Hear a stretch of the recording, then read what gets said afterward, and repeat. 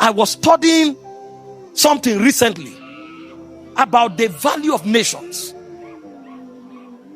and I discovered two critical things that define the value of nations is the GDP, that's the economic value, and then the military might, that's the power for rulership, leadership, and governance.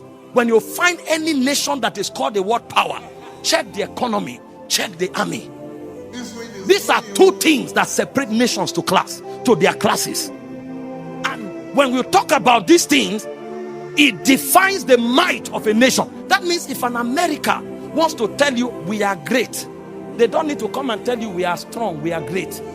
They will show you the economic power of the country, and they will show you the military might of the country. The military might shows technological advancement. It shows human resource ability. It shows everything that they are. And so nations pride themselves in the inventions that come out of them. And some of the most cutting-edge invention has to do with the armed forces. And when you enter the realm of the armed forces, you will discover that certain nations are more nations than other nations. In the world today, there are a handful of nations that have nuclear weapons. So if a nation has a nuclear weapon, for instance, you can't invade it, because they call it nuclear deterrence. It means you can't. When two nations that have nuclear weapon fight, it's called nuclear Armageddon. That means if you destroy me, I destroy you. All of us have the same potential. So let's better go to the table and negotiate. But if a nation does not have a nuclear weapon, you will hear the one that has intimidate them, and there's nothing they can do. They will even invite you to come to their country and make peace, and you have no choice but to go there and explain yourself like a child talking to a boss. Meanwhile, this is supposed to be a conversation of two presidents. You see one threatening the other. It shows might. And then when you enter other aspect of weaponry, I discovered the aircraft is one of the strongest expression of military might. There are few nations today that have fifth generation aircrafts. Fifth generation aircrafts are aircrafts that have three major capacities. Number one is called maneuverability.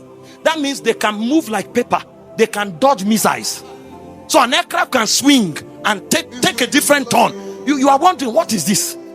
Number two is called stealth avionics. What that means is that you can't dictate them in radar. They will pass your country, do what they want to do. You will hear on the news that they destroy something, and you are wondering, when did you come? Your radar can't dictate it. You can't know they came. And number three is speed. So these aircrafts can fly at the speed of Mach 2.0. That is 2 times the speed of sound. They are called fifth generation aircrafts. Russia has what they call Su-57. America has what they call F-35, F-22, B-2 Spirit bombers. So when this country want to show their power, you know what they do? They just parade it.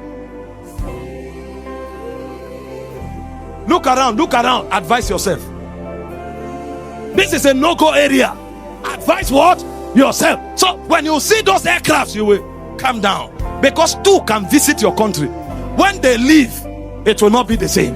That's how they showcase their power. Guess what? When God wanted to showcase his power, you know what God presented? Let us make man. Let us make man. In man is the wisdom of God. In man is the glory of God. In man is the power of God. So when we show up in the spirit realm, we can cast out devils. The Bible said the manifold wisdom of God is demonstrated by the church. See, no creation called God a name. Only the angels, and what they called him was holy. Holy is not a name. It means you are in your own class. But when we came, we said Jehovah Shammah, Jehovah Nisi, Jehovah Jireh, I am that I am, El Elyon. And the angels are wondering. That's why Psalm 8 verse 4 said, what is man that thou art mindful of him? What is man that you visit him? You made him a little lower than the angel. Man is not a commodity. Man is not cheap. Man is the expression of the glory of God. In Ephesians 2 verse 10, it said we are his workmanship.